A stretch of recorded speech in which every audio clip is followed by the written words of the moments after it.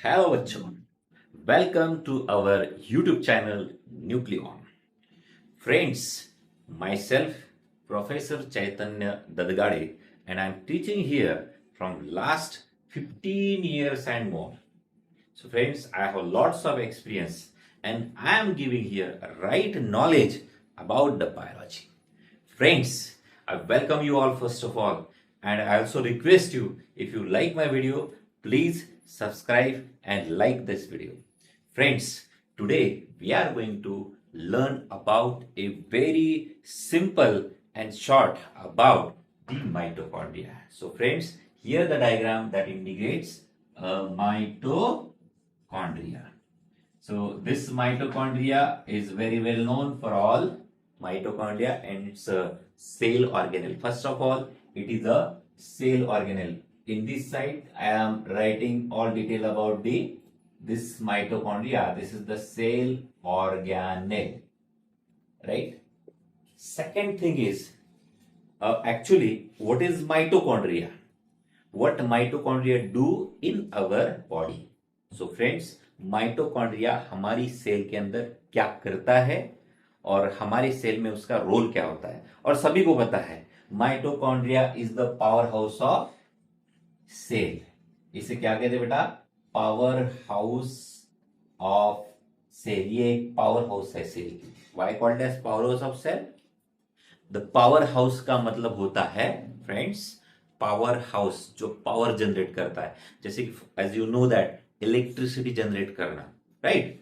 तो electricity generation ये power generation है. वैसे ही हमारी सेल को चलाने के लिए जो पावर लगती है वो कौन प्रोवाइड करता है? That is the mitochondria. क्योंकि हम बात करेंगे आगे कि माइटोकॉन्ड्रिया के अंदर क्या बनते हैं. इसके अंदर बनते हैं एटीपी. और एटीपी क्या है? ATP is our energy currency. Are you clear about it? Energy currency. Energy का मतलब होता है इलेक्ट्रिसिटी. एनर्जी का मतलब होता है पावर. तो यही पावर यहां पर जनरेट होती है, इसीलिए इसको सेल की पावर हाउस कहते हैं. It's a power house of cell. Friends, mitochondria जिसकी हम बात कर रहे हैं, माइटोकॉन्ड्रिया, ये जो माइटोकॉन्ड्रिया है ये एक सेल ऑर्गेनेल है. और यकीन मानो अगर आपको सेल ऑर्गेनेल पता नहीं है तो मैं आपको सेल ऑर्गेनेल की डेफिनेशन बताने वाला हूं. Just you can write down in simple form cell organelle. It is a, what is cell organelle? It is a membrane bound structure present inside the cell. Is it very simple? So it is a membrane bound structure present inside the cell.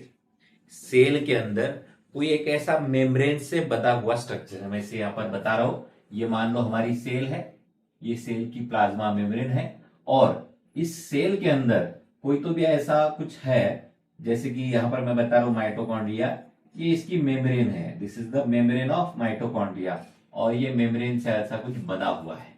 And there are so many cell organelles. Example की बात करें जैसे कि nucleus है, उसके अलावा यहाँ पर क्लोरोप्लास्ट है, ईआर है, ऐसा कुछ ईआर होता है, आपको पता है. वैसे वैसे धीरे धीरे हम हमारे आगे के वीडियोस के अंदर ये सब हम पढ़ने वाले हैं. तो फर्स्ट ऑफ ऑल हम माइटोकॉन्ड्रिया की बात कर रहे हैं. Mitochondria is a cell organelle, isn't it? Mitochondria को हम पावर हाउस ऑफ सेल कहते हैं, जिसका मतलब मैंने आपको समझा दिया है. Now let's moving on to the structure of mitochondria, जो आज का एक टॉपिक है. ठीक है. Now structure of mitochondria. Mitochondria is a very simple cell organelle and it is made by two membrane. जैसे कि आपको दो मेम्ब्रेन दिख रही है.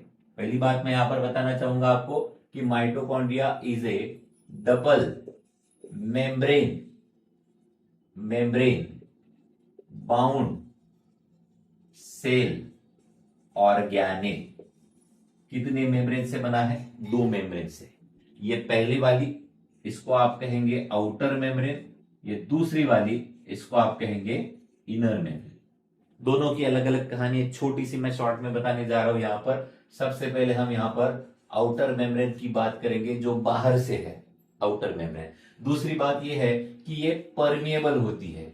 What does mean by permeable? Do you know permeable का मतलब? Yes guess. परमिएबल का मतलब होता है बेटा कि परमिएबल जिसके अंदर से कोई भी आसानी से क्रॉस कर जाए। Just like for that we can say यहां पर ये जो मेम्ब्रेन है ये किसी को नाका नहीं लगाती, ये किसी को भी क्रॉस करा देगी। So there is no kind of a barrier, right. Second हम बात कर रहे हैं सेकंड मेम्ब्रेन की, इनर मेम्ब्रेन की।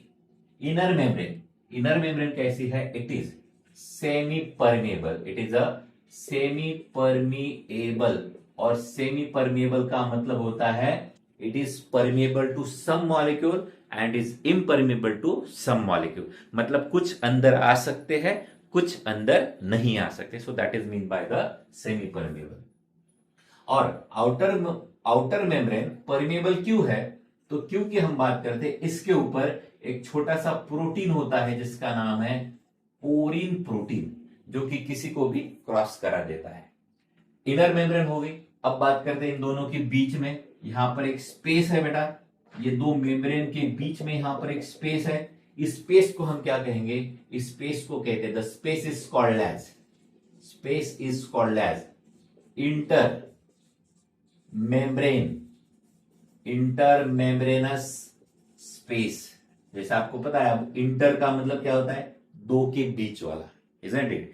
इंटरमेम्ब्रेनस स्पेस, दो मेम्ब्रेन के बीच की space is called as intermembrane space. जैसे आपको अगर ये वर्ड याद रखना है तो एग्जांपल देना चाहूंगा, इंटरकास्ट मैरिज आपको पता होगा बेटा, जिसके अंदर दो अलग अलग कास्ट वाले शादी करते हैं। और दूसरा होता है इंट्राकास्ट, जो हमारे घर वाले हमारी करवा देते हैं, सो उसको कहते हैं इंट्राकास्ट। अब इंटर मतलब दोनों के बीच में, दो अलग अलग के बीच में। तो यहां पर आउटर मेम्ब्रेन और इनर मेम्ब्रेन, दो मेम्ब्रेन के बीच की जो स्पेस है उसको आप कहेंगे इंटरमेम्ब्रेन स्पेस।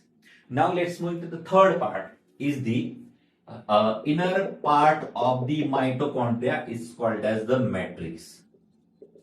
So इसके अंदर का जो पार्ट है इसे कहेंगे matrix. So matrix which is completely surrounded by, किसने सराउंड किया है मैट्रिक्स को? इनर मेम्ब्रेन ने। इनर मेम्ब्रेन ये थोड़ी ऐसी फोल्डेड है, आउटर मेम्ब्रेन स्ट्रेच है, तो इनर मेम्ब्रेन कैसे बेटा? फोल्डेड है, ये ऐसी आपको दिख रही है, फोल्डेड है।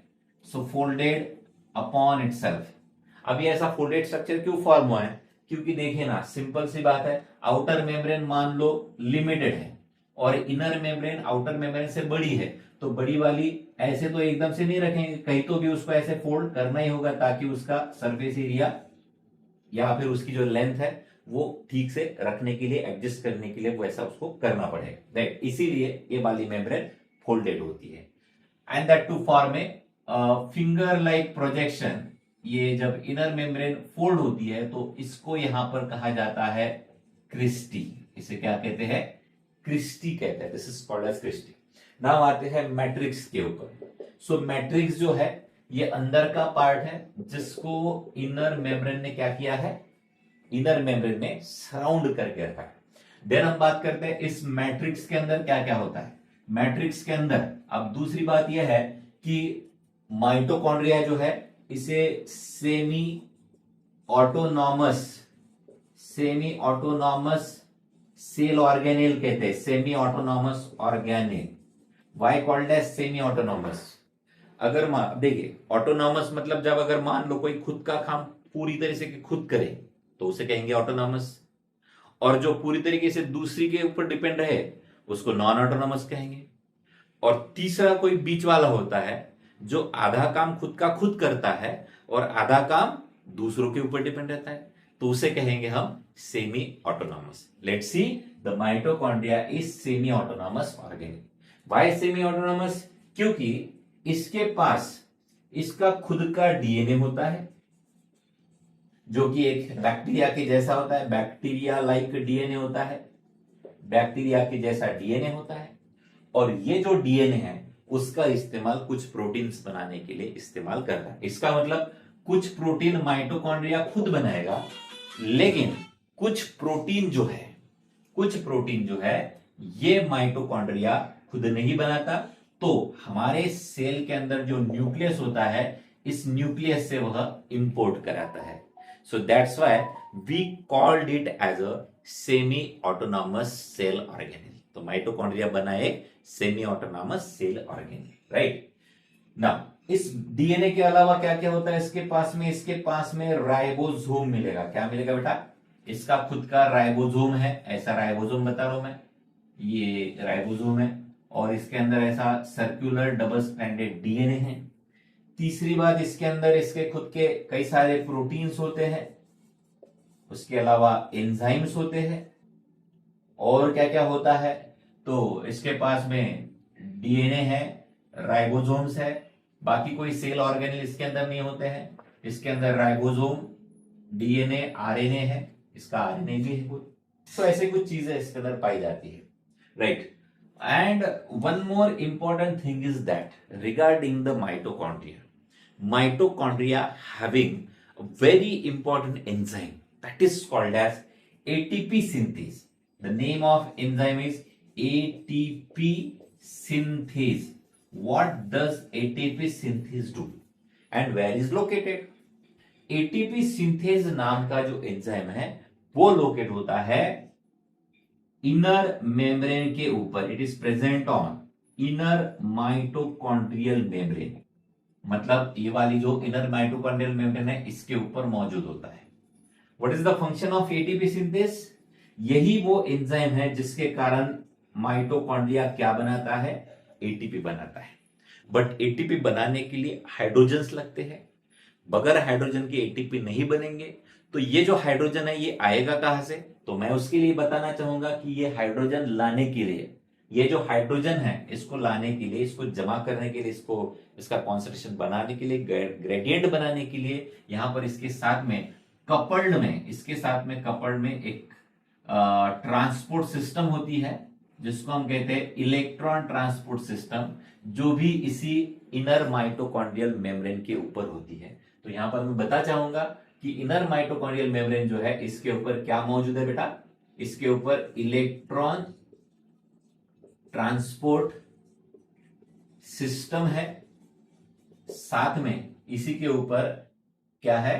एटीपी सिंथेटेज है। एटीपी सिंथेज या सिंथेटेज आप इसको कह सकते हैं। ये बहुत ही इंपॉर्टेंट मॉलिक्यूल्स है जो आपको इनर माइटोकॉन्ड्रियल मेम्ब्रेन के ऊपर देखने को मिलते हैं, और ये जो मॉलिक्यूल्स है ये आपको एटीपी बनाकर देते हैं कुल मिलाकर, ठीक है। So this is all about the structures of mitochondria, जो कि इस वीडियो के अंदर हमने यहां पर डिस्कस किया है। और इसके बाद का जो टॉपिक है बच्चों, आपके रिक्वायरमेंट के ऊपर अगर आप मुझे कहेंगे कि सर इसके आगे का, या आप मुझे पॉइंट आउट करो कि सर हमें इलेक्ट्रॉन ट्रांसपोर्ट चेन सीखनी है, या फिर आप मुझे बताओ कि मुझे एटीपी सिंथेज सीखना है, तो मैं आपके लिए स्पेशल में उसके ऊपर वीडियो बनाऊंगा, ठीक है। तो आज के लिए हम यहां पर रुकने वाले हैं, बट उससे पहले मैं आपको याद दिलाऊंगा कि बच्चों, बगैर लाइक किए, अगर आपको सही में सच में मेरा वीडियो पसंद आया है तो बगैर लाइक किए आप जाना नहीं, और एक बार अगले वीडियोस को देखने के लिए आपको जरूर इसको सब्सक्राइब करना होगा, और जो बेल आइकन होती है ना उसके ऊपर आपको क्लिक करना है। थैंक यू वेरी मच, धन्यवाद।